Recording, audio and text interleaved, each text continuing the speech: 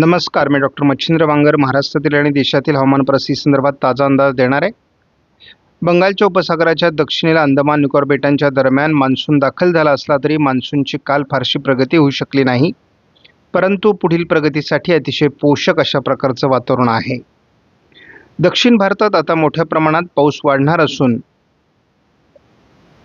वातावरणीय बदल खूप मोठ्या प्रमाणात होणार आहेत. यावर्षीचं वैशिष्ट्य म्हणजे बंगालच्या उपसागरात आणि अरबी समुद्रात एकाच वेळेस मान्सून अतिशय उत्तम अशा प्रकारची प्रगती करणार आहे आणि मे महिन्यातच महाराष्ट्रात मोठ्या प्रमाणात पाऊस होईल असं दिसतंय.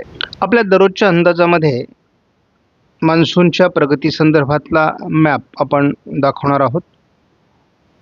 काल 13 आणि 14 तारखेला मान्सून एकाच जागी स्थिर होता आणि तसाही 2-3 दिवस तो एकाच ठिकाणी स्थिर राहण्याची शक्यता आहे.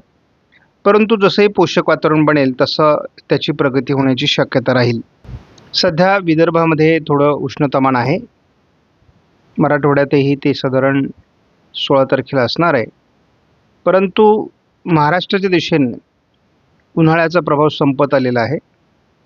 सातत्याने पडणारा पाऊस आणि वाढत असलेलं मान्सूनचं वातावरण यामुळे महाराष्ट्रामध्ये लवकरच उन्हाळा निरोप घेईल असं स्पष्ट होऊ लागलं आहे आणि आपला अंदाज आहे की उन्हाळ्याचा प्रभाव हा महाराष्ट्रामध्ये केवळ आणि केवळ 21 तारखेपर्यंत राहील. त्यानंतर आपल्याला उन्हाळ्याची तीव्रता जाणवणार नाही. आजही महाराष्ट्रामध्ये GFS मॉडेलनुसार पावसाची शक्यता आहे, मात्र दक्षिणी भागात त्याचा प्रभाव राहील. म्हणजेच दक्षिण कोकण पश्चिम महाराष्ट्रात पावसाचं प्रमाण असू शकतं. मात्र 16 तारखेला महाराष्ट्राच्या काही भागात मोठे पाऊस होऊ शकतात. मुख्यत्वे करून याचा विभाग हा छत्रपती संभाजीनगर पश्चिम, अहिल्यानगर पश्चिम, पुणे, सातारा, सांगली भागामध्ये हे प्रभाव असण्याची शक्यता आहे. सह्याद्रीच्या पर्वतरांगांच्या आजूबाजूने मोठं पावसाळी क्षेत्र 17 तारखेला असणार आहे आणि 17 तारखेलाच मान्सूनची प्रगती देखील बंगालच्या उपसागरात होण्याची शक्यता आहे. 18 तारखेपासून पावसाच्या प्रमाणात महाराष्ट्रात वाढ होण्याची शक्यता आहे आणि यापूर्वी मी सांगितल्याप्रमाणे या ठिकाणी एक चक्राकार स्थिती निर्माण होत असल्यामुळे आणि तिचा प्रवास असा असल्यामुळे यदाकदाचित याही ठिकाणी आपल्याला एक सायक्लोनिक सर्क्युलेशन तयार होण्याची शक्यता वाटते आणि दोघांमध्ये झालेल्या ट्रपमुळे दक्षिण भारतात खूप पाऊस पडणार आहे. या चक्राकार स्थितीचा प्रभाव दक्षिण भारतावर असल्यामुळे दक्षिण भारतात महाराष्ट्रासहित मोठं पावसाळी क्षेत्र 19 तारखेला असणार आहे. अरबी समुद्रातून 20 तारखेला ओढल्या गेलेल्या वाऱ्यांमुळे आणि एक चक्राकार स्थिती दक्षिण भारतात असल्यामुळे दक्षिण भारतासहित महाराष्ट्रात मोठं पावसाळी क्षेत्र 20 तारखेला असणार आहे. महाराष्ट्रामध्ये 21 तारखेपासून पावसाचं प्रमाण खूप वाढणार आहे. या चक्राकार स्थितीचा प्रभाव 22 तारखेला देखील महाराष्ट्राच्या बऱ्याच भागात असणार आहे आणि मोठे पाऊस, नद्यांना पूर अशी परिस्थिती आपल्याला 22 तारखेलाच बघायला मिळेल. या चक्रीवाऱ्यांचा प्रभाव महाराष्ट्रात असल्यामुळे महाराष्ट्रात 23 तारखेलाही जोरदार पावसाचं वातावरण राहणार आहे आणि या मान्सूनची प्रगती अरबी समुद्रामध्ये मोठ्या प्रमाणात 23 तारखेला झालेली दिसेल. ही चक्राकार स्थिती अरबी समुद्रात सरकून कमजोर होईल, परंतु तिचा प्रभाव मान्सूनची प्रगती करण्यात अरबी समुद्रात महत्त्वाचा राहणार आहे. एकूणच मान्सूनचे वारे हे 24 तारखेपासून तीव्र होतील. आज 15 तारखेला देखील महाराष्ट्रामध्ये बऱ्याच विभागात, खास करून मध्य महाराष्ट्र, पश्चिम महाराष्ट्र, दक्षिण कोकण पावसाळी परिस्थिती राहण्याची शक्यता आहे. 16 तारखेपासून महाराष्ट्रात पावसाचं प्रमाण वाढणार आहे. त्याच वेळेस मान्सूनच्या पुढील प्रगतीसाठी पोषक वातावरण 16 तारखेला सुरू होत आहे. 17 तारखेला दक्षिण भारतात मोठ्या प्रमाणात पावसाचं वातावरण वाढणार आहे महाराष्ट्रासहित. शिवाय मान्सूनची प्रगती देखील बंगालच्या उपसागरात हळूहळू होऊ लागेल. 18 तारखेलाही पावसाळी वातावरणात वाढ होते आहे. 19 तारखेलाही पावसाळी वातावरणात वाढ होते आणि बंगालच्या उपसागरात मान्सूनची मोठी प्रगती झालेली असेल. शिवाय याच दरम्यान अरबी समुद्राच्या दक्षिणेलाही मान्सूनची प्रगती होते आहे. साधारण 20 तारखेपासून अरबी समुद्रातून मान्सूनची प्रगती होऊ लागेल, परंतु 21 तारखेपासून तिला अधिक गती मिळणार आहे. आपण बघतो 21 तारखेपासून अरबी समुद्रातून मान्सूनची प्रगती वाढेल. दरम्यानच्या काळात महाराष्ट्रात मोठे पाऊस होणार आहेत, कारण एक चक्राकार स्थिती महाराष्ट्रावर सक्रिय असणार आहे. 22 तारखेला या चक्राकार स्थितीचा गोव्याच्या दरम्यान प्रभाव असण्याची शक्यता आहे. 23 तारखेला मोठ्या प्रमाणात अरबी समुद्रातही मान्सूनचा प्रवास पुढे सरकण्याची शक्यता आहे. अरबी समुद्रातील चक्राकार स्थितीमुळे महाराष्ट्रामध्ये 24 तारखेपासून खूप पाऊस सुरू होईल. ही चक्राकार स्थिती विरुद्ध दिशेने जात असल्यामुळे तिचा प्रभाव अरबी समुद्रात अंतर्गत भागात सरकेल. 26 तारखेला याचा प्रभाव अरबी समुद्रात असणार आहे. 27 तारखेला याचा प्रभाव अरबी समुद्रात असेल आणि मान्सूनची प्रगती होण्यास याची मदत होणार आहे. 28 तारखेला देखील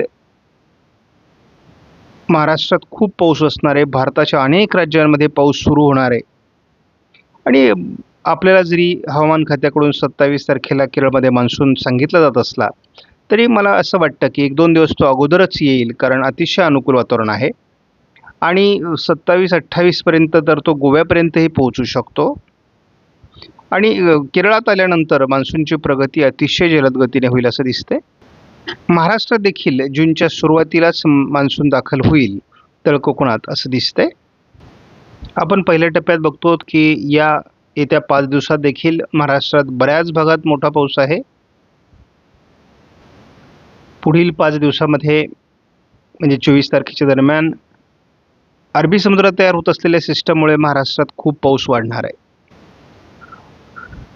आणि शेवटच्या 5 दिवसात म्हणजे 24 तारखेपासून पुढे एकाच वेळेस विशाखापट्टणमच्या दरम्यान आणि अरबी समुद्रात अशा दोन्हीकडे मान्सूनचे वारे प्रभावित झाल्यामुळे दक्षिण भारतामध्ये खूप पावसाचं प्रमाण वाढेल. महाराष्ट्राच्याही बऱ्याच भागात मोठे पाऊस होऊ शकतात. आज देखील महाराष्ट्रात मोठ्या प्रमाणात पाऊस होईल. थोडं उशिरा मराठवाडा पश्चिम विदर्भाच्या दिशेने पावसाचं वातावरण सरकेल. 16 तारखेला फार मोठं पावसाळी वातावरण महाराष्ट्रामध्ये बहुतांश जिल्ह्यांमध्ये असणार आहे. 17 तारखेला मोठं पावसाळी वातावरण महाराष्ट्रात असेल. मान्सूनपूर्व पाऊस असल्यामुळे मेघगर्जनेसह विजांच्या कडकडासह गारपिटीसह पाऊस अजूनही होणार आहे. 18 तारखेला थोडं दक्षिणेला पाऊस सरकेल, परंतु प्रभावी वातावरण असेल. 19 तारखेपासून वातावरणात बदल होईल. बंगालच्या उपसागरात आणि अरबी समुद्रातून वारे भारतावर येत असल्यामुळे पावसाचं प्रमाण वाढेल. 20 तारखेला महाराष्ट्राच्या काही भागात अतिशय जोरदार पाऊस असणार आहे. 21 तारखेपासून महाराष्ट्रातील पावसाचं प्रमाण वाढेल. मोठ्या प्रमाणात पाऊस महाराष्ट्रात बघायला मिळेल. अरबी समुद्रात पहिल्या वादळाची संकेत आलेले आहेत आणि यातूनच पहिलं वादळ निर्माण होऊ शकतं.